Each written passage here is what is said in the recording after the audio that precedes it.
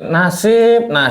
Tadi habis bahas nasib ibu, kemarin bahas nasib bapak, terus bahas nasib kakak kedua ya. Anak pertama kan gelombang PHK. Sekarang kita mau bahas nasib anak bungsu, yaitu MBG viral katanya disunat dari 10.000 jadi 8.000. Meskipun kita lagi cek-cek juga nih sebenarnya. Ini benar nggak sih? Nah, kalau yang statement itu ketua KPK harusnya benar. Nggak mungkin dia sembarangan ngomong. Pasti ada faktanya tuh. Gila. Kan ditelusur katanya ketua KPK kan sudah dipantau dari 15.000 turun ke 10.000 jadi 8.000. Wah, ya benar, itulah budaya kita. Hebat, 2.000 lumayan bro. 2.000 kali Pak Prabowo nyari duit susah-susah, dientip. Iya, ngetip 2.000 doang. 2.000 kali berapa itu? Iya, Tiap hari. Tiap hari.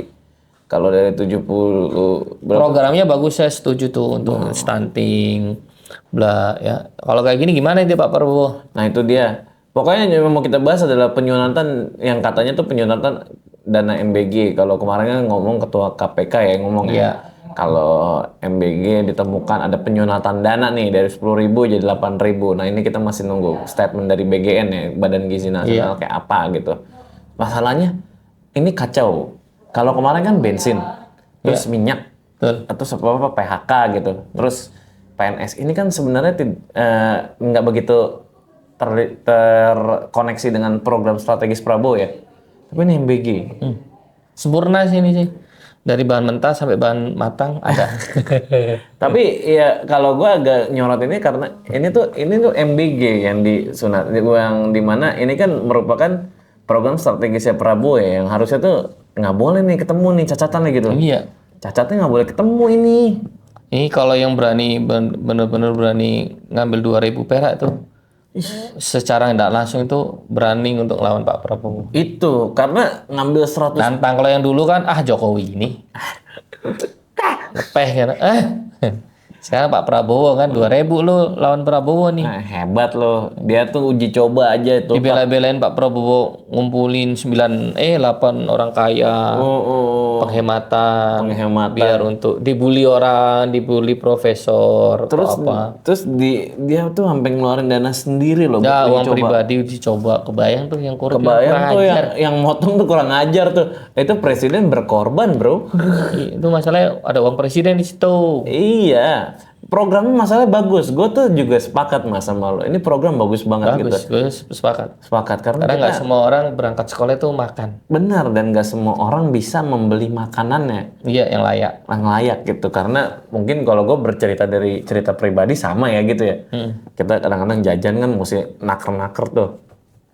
Besok nasi kuning ya, besoknya belum tentu tuh bisa nasi kuning gitu. Tapi kan sekarang udah ada MBG. At least kalau misalnya nggak kepengen jajan, MBG-nya aman, itu kan. Ini program yang bagus sebenarnya, cuman jahat gitu kalau dia. Iya, kalau sampai korupsi itu jahat banget. Korupsi ke sektor MBG itu, gile. Kebayang nggak sih itu buat anak-anak gitu? Bener gitu. Anak-anak, bapaknya udah lu korupsi, ibunya udah lu korupsi minyak. Kakaknya 2 udah dikorupsi pula. PHK, udah CPNS diundur. Ini malah 2.000 lu kurangin. Iya. Mungkin mindset mereka kan gitu kali ya. Lu makan karisma aja murah. Mulai tuker sarden yang kayak dulu pas bansos COVID iya, kali bansos COVID ya. Bansos COVID yang korupsi. Yang kecil banget tuh. Kuah tomatnya banyak. Bener. Ikannya itu kedinginan nanti kecil. Mau ditukar sama sarden itu kali ya, makanya dikurangin 2.000 gitu. Enggak, kalau menurut saya ini korupsi ini bakalan jalan terus bakalan jalan. Kalau tidak ada kepastian hukum. Di negara kita itu tidak ada kepastian hukum. Orang korupsi itu mereka udah ada hitungannya nih. Misal korupsi 100 miliar lah. Oh, nanti di sidang sekian, di penjara sekian. Ada hitungannya, sisa sekian nih. Nah. Ya lumayan lah. Iya. Dapat remisi. Ya kan hukum kita kan masih belum ada kepastian. Coba ada kepastian. Korupsi di atas 10 miliar atau 100 miliar, kebanyakan 100 miliar. Sekian miliar, 1 hukuman miliar. mati. 1 miliar aja udah. 1 miliar aja udah. Karena kalau nggak salah peraturan di kita tuh 1 miliar itu itu cuma ngebalikin. Iya. Kalau nggak salah ya, ini mudah-mudahan sih. Ya kalau ada yang mau benerin silakan komen di bawah. Cuman setahu gue tuh kalau di bawah 1 miliar kan itu mesti ngebalikin doang. Berarti di atas 1 miliar itu harusnya tuh udah kena hukuman berat tuh. Hukumannya variasi tuh antara penjara berapa tahun tanpa remisi ataupun hukuman seumur hidup gitu. Karena di Indonesia nggak ada hukuman mati kan, balik lagi gitu loh. Apalagi ini Tapi kan kata Pak siapa itu Menkumham tahun depan digodok untuk hukuman mati. oh wow, Pak siapa itu namanya itu? Yusril. Yusril Mahendra, dia ngomong kita lagi sedang menggodok 2026 akan diterapkan hukuman mati. Oh keren, Menko Polkam ya. Menko Polhukam. Menko Hukam.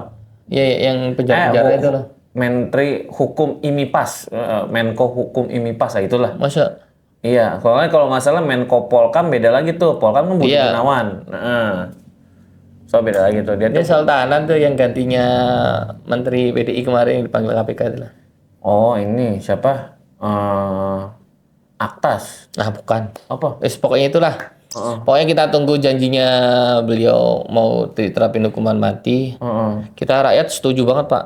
Saya yakin kalau diterapin hukuman mati pengambilan aset koruptor, saya yakin 2009 Bapak aman. Bukan Bapak aman, kalau gua lebih kepada kayak berarti Indonesia bisa sejahtera tuh. Bisa setelah. Karena kita tahu tuh akhirnya nge-tracking tuh dana-dana yang diambil tuh yang mana gitu loh. Itu tapi gue jahat bro. Harusnya ini kalau menurut gue ini adalah hukuman yang setara dengan kemarin kasus korupsi bansos COVID. Iya itu bencana itu kan. Itu karena bencana dan MBG ini kan sifatnya bansos. Korupsi di bencana aja itu ada pasalnya itu. Dia bisa dihukum mati. Dan itu kan bansos kan. Sifatnya Bansos soalnya lagi. MBG kan bansos hitungannya. Iya, dikasih cuma-cuma kan. Kasih cuma-cuma 2.000 lu ngetip. Wah kurang ajar.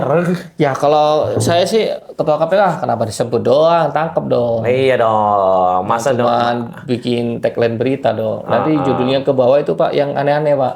Anak-anak media, orang kita kan bacanya judul Pak. Kita kan juga rujak politik media ya. Iya judul. Kita kan kan juga pasti jualannya judul dulu. Judul. Atau judul yang nggak sesuai cuma dikelintir kalau kata bahasa aja udah ngerubah mindsetnya masyarakat bawah Pak. Itu dia makanya kalau cuma sekadar nyari judul mah sebenarnya mah gampang aja gitu ya. Cuman kan yang ditunggu masyarakat sekarang tuh apa-apa tuh ya. Itu selalu tindak lanjut loh. Betul. Dari dulu tuh kayak misalnya MBG gitu kan. Yang ditunggu masyarakat tuh bukan masalah MBG ntar bakal didanai Prabowo. Nggak itu yang ditunggu. Yang ditunggu adalah uji cobanya berhasil apa enggak. Ininya kami mendukung program MBG. Benar. Kita sepakat dengan Pak Prabowo ya. Karena kita dulu orang-orang yang buat makannya susah Pak. Benar. Banget. Susah lah pokoknya.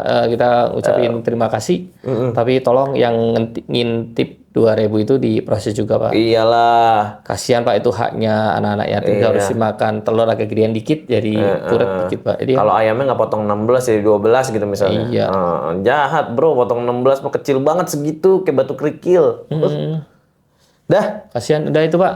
Semoga Pak Prabowo melihat podcast ini sih. Semoga Bener, kalau nggak minimal let call Teddy. Let call Teddy bisa lihat nanti bisa ditegur. Jangan ditegur dong, tangkap dong. Nangkep dong gitu. Oke, sampai jumpa di episode-episode lainnya di Rujak Politik Channel.